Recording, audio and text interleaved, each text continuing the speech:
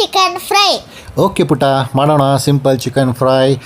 ನಿಮ್ಮ ಅಚ್ಚುಮೆಚ್ಚಿನ foods memory ಚಾನಲಿಂದ ನಿಮ್ಮ ವಿಜೆ ಪಿಜ್ಜೆ ಡಿಜೆ ತೋರಿಸ್ತಾರೆ ಹೇಗೆ ಮಾಡಬೇಕು simple chicken fry.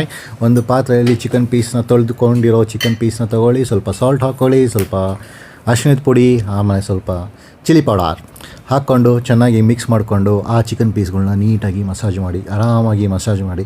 So that ಅದರಲ್ಲಿರೋ ಎಲ್ಲ ಪ್ರತಿಯೊಂದು ಸಾಲ್ಟು, ಅರಿಶಿಣ ಹಾಗೂ ಚಿಲ್ಲಿ ಪೌಡರ್ ಅದರೊಳಗೆ ಹೋಗಿ ಕೂತ್ಕೊಳ್ಳಿ. ಅದನ್ನೆಲ್ಲ ಮಸಾಜ್ ಮಾಡಿ ಅದಾದಮೇಲೆ ಅದನ್ನು ಸ್ವಲ್ಪ ಹೊತ್ತು ರೆಸ್ಟಲ್ಲಿಡೋಣ. ಅದಕ್ಕೂ ಸ್ವಲ್ಪ ರೆಸ್ಟ್ ಬೇಕಲ್ಲ ಮಸಾಜ್ ಆದಮೇಲೆ. ಇವಾಗ ಬರೋಣ, ಕುಯ್ದಿರೋ ಮೆಣಸಿನ್ಕಾಯಿ, ಜಜ್ಜಿರೋ ಬೆಳ್ಳುಳ್ಳಿ, ಜಜ್ಜಿರೋ ಶುಂಠಿ, ಕುಯ್ದಿರೋ ಈರುಳ್ಳಿ ಹಾಗೂ ಕುಯ್ದಿರೋ ಕೊತ್ತಂಬರಿ.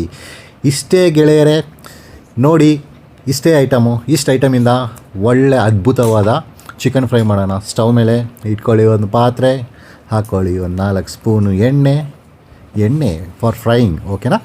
ಎಣ್ಣೆ ಹಾಕ್ಕೊಳ್ಳಿ. ಅದಾದಮೇಲೆ ಜಜ್ಜಿರೋ ಬೆಳ್ಳುಳ್ಳಿ ಹಾಕಿ ಸ್ವಲ್ಪ ಫ್ರೈ ಮಾಡಿ. ನೆಕ್ಸ್ಟ್ ಬರುತ್ತೆ ಖಾರ ಮೆಣಸಿನ್ಕಾಯಿ, ಅದನ್ನು ಸ್ವಲ್ಪ ಫ್ರೈ ಮಾಡ್ಕೊಳ್ಳಿ. ಮೆಣಸಿನ್ಕಾಯಿ, ಖಾರ ಹಾಗೂ ಬೆಳ್ಳುಳ್ಳಿ ಅದ್ರ ಫ್ಲೇವರ್ ಅದು ಸ್ವಲ್ಪ ಹಿಂಗೆ ಫ್ರೈ ಮಾಡಿ ಆಮೇಲೆ ಕೊಡೋಣ ಅದಕ್ಕೆ ಈರುಳ್ಳಿ ಹಾಕ್ಕೊಳ್ಳಿ ಸ್ನೇಹಿತರೆ. ಈರುಳ್ಳಿ ಹಾಕ್ಕೊಂಡು ಅದನ್ನು ಚೆನ್ನಾಗಿ ಮಿಕ್ಸ್ ಮಾಡ್ಕೊಳ್ಳಿ. ಸ್ವಲ್ಪ ಈರುಳ್ಳಿ ಲೈಟ್ ಬ್ರೌನ್ ಆಗಿ ಟರ್ನ್ ಆಗೋ ಥರ ಫ್ರೈ ಮಾಡ್ಕೊಳ್ಳಿ. ನಿಮ್ಗೆ ಗೊತ್ತೇ ಇದೆ ಹೇಗೆ ಮಾಡಬೇಕು ಅಂತ, ಆದರೂ ಹೇಳ್ತಾ ಇದ್ದೀನಿ. ಸ್ವಲ್ಪ ಅದು ಫ್ರೈ ಆದಮೇಲೆ ಈಗ ಚಿಕನ್ ಹಾಕ್ಕೊಳ್ಳೋಣ. ಮಸಾಜ್ ಆಗಿರೋ, ರೆಸ್ಟ್ ಆಗಿರೋ ಒಳ್ಳೆ ಯಮ್ಮಿ ಚಿಕನ್ ಪೀಸಸ್ಸು ಇದನ್ನು ಹಾಕ್ಕೊಂಡು ಸ್ಟೌವಲ್ಲಿ ಪಾತ್ರೆ ಇಟ್ಟಿರೋ ಇದರಲ್ಲಿ ಎಲ್ಲ ಮಿಕ್ಸ್ ಮಾಡ್ಕೊಳ್ಳೋಣ. ಮಿಕ್ಸ್ ಮಾಡಿ ಚೆನ್ನಾಗಿ ಅದನ್ನು ನೋಡಿ ಎಷ್ಟು ಚೆಂದವಾಗಿ ಕಾಣಿಸ್ತಾ ಇರ್ತದೆ. ಹಾಗೂ ವೆಯ್ಟ್ ಮಾಡ್ತಾ ಇರೋರಿಗೆ ಬೇಗನೂ ಸಿಗುತ್ತೆ. ಆಮೇಲೆ ಸ್ವಲ್ಪ ಇದರಲ್ಲಿ ಮಸಾಜ್ ಮಾಡಿರೋ ಪಾತ್ರೆ ಇರ್ತದಲ್ಲ, ಅದರಲ್ಲಿರೋ ಸ್ವಲ್ಪ ಇದನ್ನೆಲ್ಲ ಮಸಾಲೆ ಎಲ್ಲ ನೀರೆಲ್ಲ ಹಾಕ್ಕೊಳ್ಳಿ.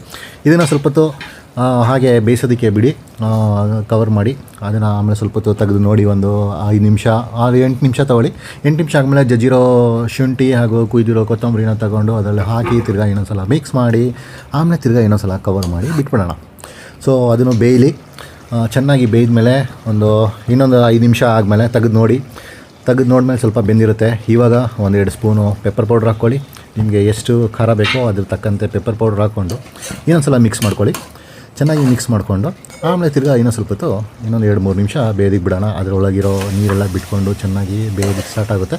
ಆ ನೀರೆಲ್ಲ ತಿರ್ಗಾ ಡ್ರೈ ಆಗೋದಕ್ಕೆ ಸ್ಟಾರ್ಟ್ ಆಗುತ್ತೆ. ಡ್ರೈ ಆಗ್ತಾ ಅದು ಫ್ಲೇವರು ಹಂಗೆ ಬಿಟ್ಕೊಂಡು ಬರುತ್ತೆ, ಚೆನ್ನಾಗಿರ್ತದೆ. ಹಿಂಗೆ ತಿರ್ಗಿಸ್ಕೊಳ್ಳಿ. ಆಮೇಲೆ ರೆಡಿ ನಿಮ್ಮದು ಚಿಕನ್ ಫ್ರೈ.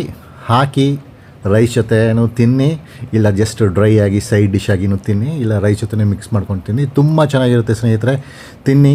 ದಯವಿಟ್ಟು ಸಬ್ಸ್ಕ್ರೈಬ್ ಮಾಡಿ, ಶೇರ್ ಮಾಡಿ, ಲೈಕ್ ಮಾಡಿ, ಕಮೆಂಟ್ ಮಾಡಿ. Thank you for watching. Siya.